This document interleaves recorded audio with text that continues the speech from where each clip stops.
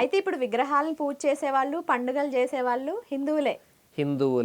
కాకపోతే వీళ్ళ చేతిలో బైబిల్ ఉంటుంది, వీళ్ళ చేతిలో బైబిల్ ఉండదు. వీళ్ళు ఇటు మారిన ఉపయోగం లేదు, వీళ్ళు ఇటు మారిన ఉపయోగం లేదు. ఇక్కడ బైబిల్ ఉంటది, కానీ అంతే ఇద్దరు హిందువులే. అంతే.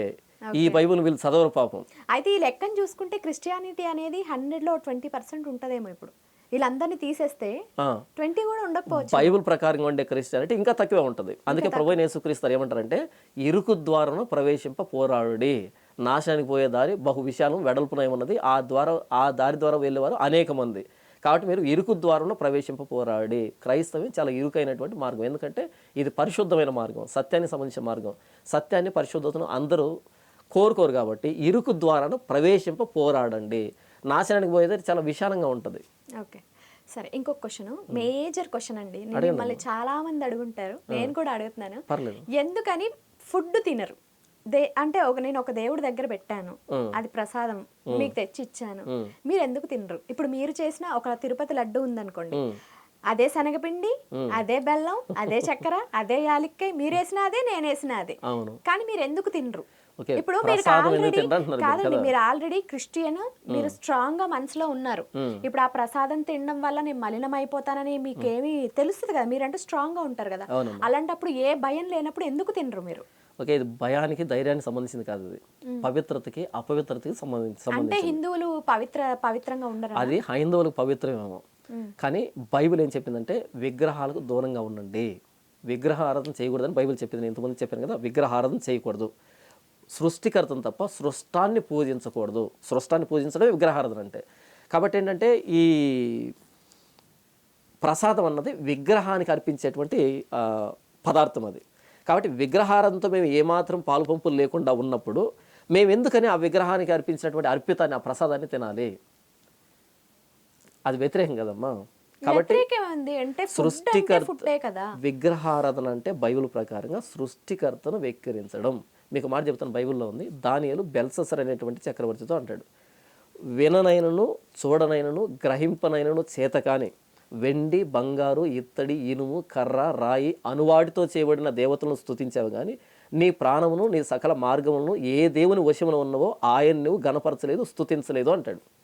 అంటే మన ప్రాణము మన సకల మార్గాలు ఏ దేవుని వశమున ఉన్నావో ఆయన సృష్టికర్త, ఆయన వదిలిపెట్టి విననైనను గ్రహింపనైనను చూడనైనను చేతకాని వెండి బంగారు ఇత్తడి కర్ర రాయి అనువాటితో చేయబడిన దేవతలు, సృష్టికర్తకు ప్రతిగా మనం ఏదాన్ని పెట్టకూడదు. ఇది పాపం అని బైబిల్ చెప్తుంది, విగ్రహార్థం పాపం అని చెప్తుంది. దేవుని వదిలిపెట్టి విగ్రహారం చేస్తున్నటువంటి ఇక్కడ పెట్టినటువంటి అర్పితాన్ని మేము తిన్నాం, అది మాకు పాపంగా పరిగణించబడుతుంది. ఇప్పుడు వరి పంట పండించే వాళ్ళు ఊళ్ళల్లో ఫస్ట్ పూజలు చేసిన తర్వాతే వరి కోత కోస్తారు. అవునమ్మా. మరి ఆ ఫుడ్ ఏం చేస్తారు? అలా ఏదైతే వరి కోత దగ్గర అర్పిస్తారు కదా, అది ప్రసాదంగా పరిగణించబడదు ఆ పంట.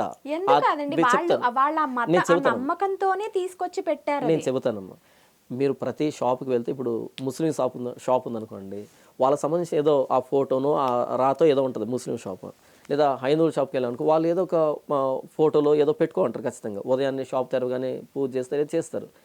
వాళ్ళు మనకి ఇస్తున్నది ప్రసాదం కాదు, వాళ్ళు మనకి ఇస్తున్న సరుకులు. మనం అమౌంట్ ఇచ్చి దాన్ని తీసుకుంటున్నాం. ఇలా కన్విన్స్ అయిపోతారు. కన్విన్స్ కాదమ్మా, కన్విన్స్ కాదు, ఇది బైబిల్లో రాయబడింది. మనస్సాక్షి విచారణ లేకుండా కటిక వాని అంగడిలో దొరికేదాన్ని తీసుకోండి అని ఉంది. కటిక వాని అంగడిలో అంటే అంగట్లో కొనుక్కుంటున్నాం, ప్రసాదం కాదు అది. ఇప్పుడు మీరు ఏదైతే తిరుపతి లడ్డు అన్నారు కదా, తిరుపతి లడ్డు అనేది ఎందుకు అక్కడే దొరుకుతుంది, ఎందుకు ఈ బేకరీ షాప్లో దొరకట్లేదు, ఎందుకని మిగిలినటువంటి కిరాణా కొట్లో దొరకట్లేదు? కొన్ని చోట్ల ఎందుకు అక్కడ? రైట్, అదే అంటున్నాను. అక్కడ పెడితే దాన్ని ప్రసాదం అంటాం, బేకరీలో పెడితే దాన్ని లడ్డు అంటాం. కాబట్టి అక్కడ పూజా పునస్కారాలు చేసి అక్కడ దాన్ని ప్రసాదంగా ఇస్తున్నారు. అక్కడికి మేము కొనుక్కోవట్లేదు, బేకరీకి వెళ్తాం కొనుక్కుంటాం, లేదా షాప్కి వెళ్తాం కొనుక్కుంటాం. మీరు ఇప్పుడు ఒక ఇంటర్వ్యూలో చూసాను మిమ్మల్ని, అంటే ఒక ఆయన అడిగాడు, ఇప్పుడు మీకు యాక్సిడెంట్ అయింది, సో ఆ పూజారి రక్తమే మీకు ఇవ్వాలి అంటే నేను తీసుకుంటాను అని చెప్పారు. అంటే లైఫ్ థ్రెటనింగ్ ఇష్యూ వచ్చేసరికి మాత్రం తీసేసుకుంటారు, బట్ తినే విషయానికి వచ్చేసరికి ఇప్పుడు ఇది కాకపోతే మనకు బోల్డ్ ఆప్షన్స్ ఉంటాయి. ఈ ప్రసాదం తినకపోతే మీ ముందు బిర్యానీ ఉంటది, ఇంకొకటి ఉంటది, అది తినేస్తారు. బ్లడ్ మాత్రం నీకు ఆయన ఇవ్వాలి, లేకపోతే చచ్చిపోతావు కాబట్టి బ్లడ్ తీసుకుంటారా? మీరు చెప్పింది అర్థమైంది, కానీ నేను ఆ ఇంటర్వ్యూలో చెప్పింది మీకు సరిగ్గా రీచ్ కాలేదు. నేను నా తోటి వ్యక్తిని ప్రేమిస్తాను, మనిషిని ప్రేమిస్తాను, వినండి, మనిషిని ప్రేమిస్తాను. ఆ వ్యక్తి విశ్వసిస్తున్న దాన్ని నేనేమి అది తప్పు అయితే నేను తీసుకున్న దాన్ని, ఆ వ్యక్తి విశ్వసిస్తున్న దాన్ని నేను అంగీకరించను. తోటి మనిషిగా నేను ప్రేమిస్తాను, తోటి మనిషి దగ్గర నుంచి నేను రక్తం తీసుకుంటాను. ఆ బ్లడ్ లోనే అణువున ఉంటుంది కదండి ఉంటది. ఆయన రామారామ వినండి, అనుకునేది. బ్లడ్ లో లోపలికి వెళ్ళింది, అది ప్రసాదం నాకు వెళ్ళదు. అది ఆహా, నేను అనేది నేను చెబుతున్న భక్తి అనేది బ్లడ్ లో ఉండదు. ఎందుకు ఉండదండి? భక్తి ఇప్పుడు బ్లడ్ లోకి దేవుడి వెళ్ళదు. రక్తం శుద్ధి చేయబడుతుందని అనరా మీరు? అది సింబాలిక్. సింబాల్. ఇప్పుడు యేసు రక్తం నేను కడగబడ్డాను అని అన్నాను అనుకోండి, యేసు రక్తం నాకు పూసుకున్నానని అర్థం కాదు. కానీ ఆ రక్తానికి మీరు అంత విలువ ఇచ్చారు కదా. సింబాలిక్ ఎక్స్ప్రెషన్ అది. అదేనండి, మీరు అంత రెస్పెక్ట్ అయితే ఇచ్చారు కదా. అవును కదా. మరి అలాంటప్పుడు ఈయన రక్తంలో కూడా అదే భక్తి ఉండొచ్చు కదా. ఏది? రక్తంలో భక్తి ఉండదమ్మా. రక్తంలో భక్తి ఉండదు, రక్తంలో పరిశుద్ధత ఉండదు, అపవిత్రత ఉండదు. రక్తం అన్నది అది లిక్విడ్ ఫామ్ లో ఉండేటువంటి ఒక అవయవం. అది మన శరీరం అంతటికి ఫుడ్ లో కూడా న్యూట్రిషన్ న్యూట్రిషన్ పదార్థాలు. మరి లడ్డు అనకుండా మీరు ప్రసాదం ఎందుకు అన్నారు? నేను లడ్డు అంటే అక్కడేంటి అంటే సరే, ఇప్పుడు నేను ఒక మనిషి అనట్లే, ఒక పూజారి అంటున్నా. అక్కడ మీ దగ్గర బ్లడ్ ఇవ్వడానికి వచ్చింది ఒక మనిషి కాదు, ఒక పరమ భక్తుడు, శ్రీకృష్ణుని భక్తుడు వచ్చాడు. ఓకే, తీసుకోరా. ఓకే, నేను అదే అంటున్నానమ్మా. పూజారి అన్నది ఆ వ్యక్తి వృత్తి. పూజారి అన్నది శ్రీకృష్ణుడి భక్తి. పూజారి అన్నది అంటే ఇప్పుడు మీరు కూడా ఒక పాస్టర్ అంటే ఒక వృత్తి. మీరు దేవుడిని మీ బ్లడ్ లో, మీ మనసులో ఇదంతా దేవుడు లేడా? ఇప్పుడు ఈ బైబుల్ అన్నది ఇదంతా నా బ్లడ్ లోకి ఏమి ఎక్కదమ్మా. ఎక్కదండి. ఇప్పుడు మనం ఏమి ఇలా చింపుకొని ఎక్కించుకోము. మన మనసు గాని మన అణువణువున మనం ఒకరిని ఆరాధిస్తేనే అసలైన భక్తులం అవుతాం కదా. నేను చెప్పేది అది, ఆ లాజిక్ లో చెప్తున్నాను నేను. ఓకే, నేను అదే అంటున్నాను. భక్తి అనేది బ్లడ్ లోకి వెళ్ళదు. క్రిస్టియన్ బ్లడ్, ముస్లిం బ్లడ్, హిందూ బ్లడ్ అలా ఉండదు. నాస్తికుడు ఉండదు, ఫుడ్ లో కూడా ఉండదు. కానీ ప్రసాదం అన్నది రిలీజియస్ థింగ్. అక్కడ పెట్టినంత మాత్రం దేవుడు ఇట్లా ముట్టుకుని వచ్చి తింటాడండి. ఆ విగ్రహారాధన తప్పని చెప్తున్నది, ఆ విగ్రహారాధన తప్పని చెప్తున్నది మేము. ఓకే, మీరు ఇప్పుడు ఒక ప్లేస్ లో ఉన్నారు, అక్కడ మొత్తం వరదలు వచ్చేసినాయి. అవును. మీకు 2 పిల్లలు, మీ భార్య ఉన్నారు. అవును. ఎవరో హిందువులు వచ్చేసి మీకు ప్రసాదాలు పంచారో, ఫుడ్ పంచారు. మీరు తినరు. సరే, మీరు పరమ భక్తులు. ఎవరు చెప్పారు తిన్నాను? తింటారు. మరి అప్పుడు ప్రసాదం తిన్ను, భోజనం తింటాను. భోజనం అని చెప్పి ప్రసాదం ఇస్తారు, తినరా?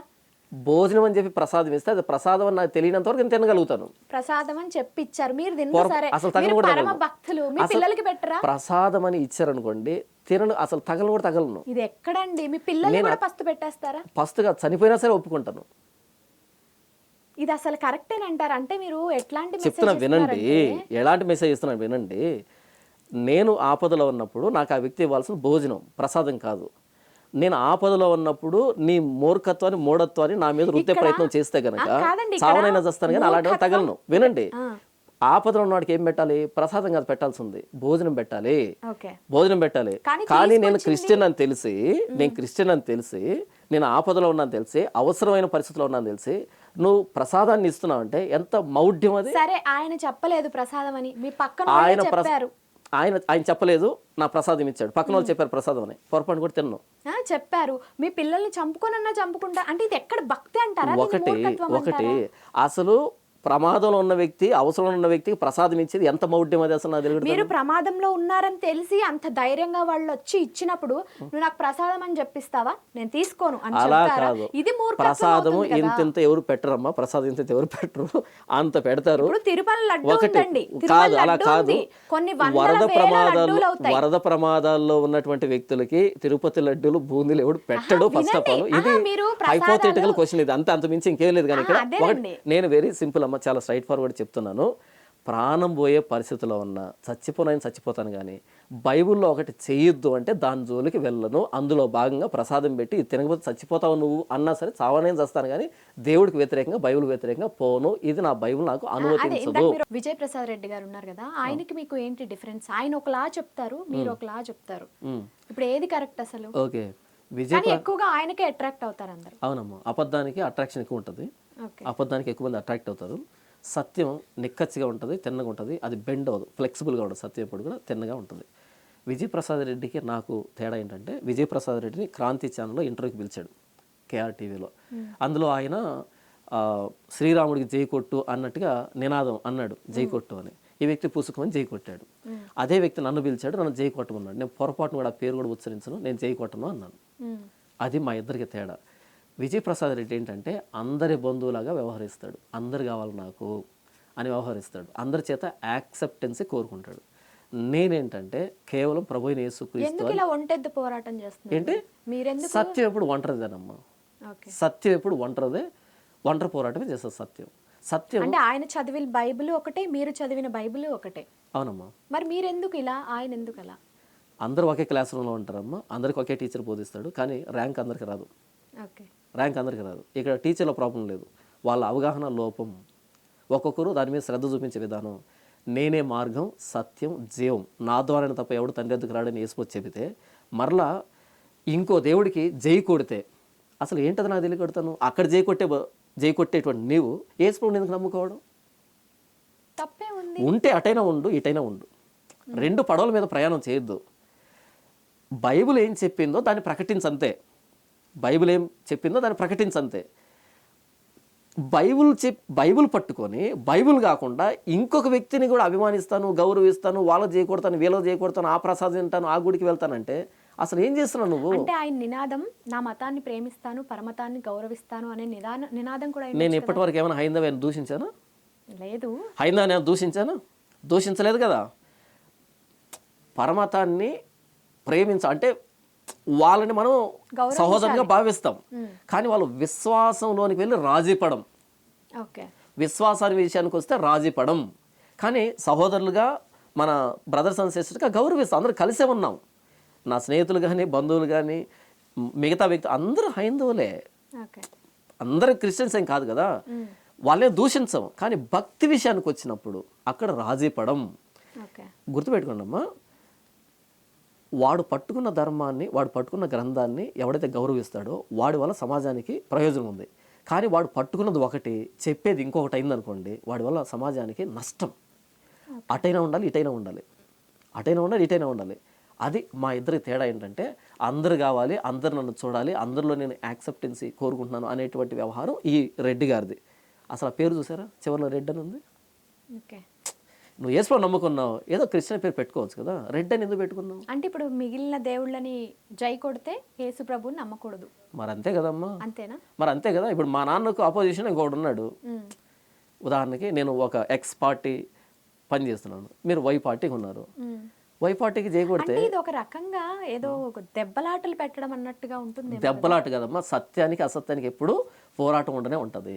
సత్యానికి అసత్యానికి ఎప్పుడు పోరాటం ఉంటుంది. సత్యం అసత్యం భుజం మీద చేయవేదు, అంగీకరించదు. ఇది ఎలా అంటే కలహాలు పెట్టేటట్టుగా, మీది మీరే మాది మేమే కాదు అన్నట్టుగా. ఇదే సత్యం, ఇది అందరూ యాక్సెప్ట్ చేయాలి, అసత్యం నుంచి బయటికి రండి.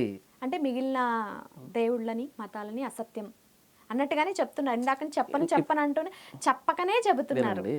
నేనే మార్గం, సత్యం, జీవం అన్నప్పుడు, నేనే అన్నప్పుడు ఆయన కాకుండా ఇంకెవరు లేరు అని.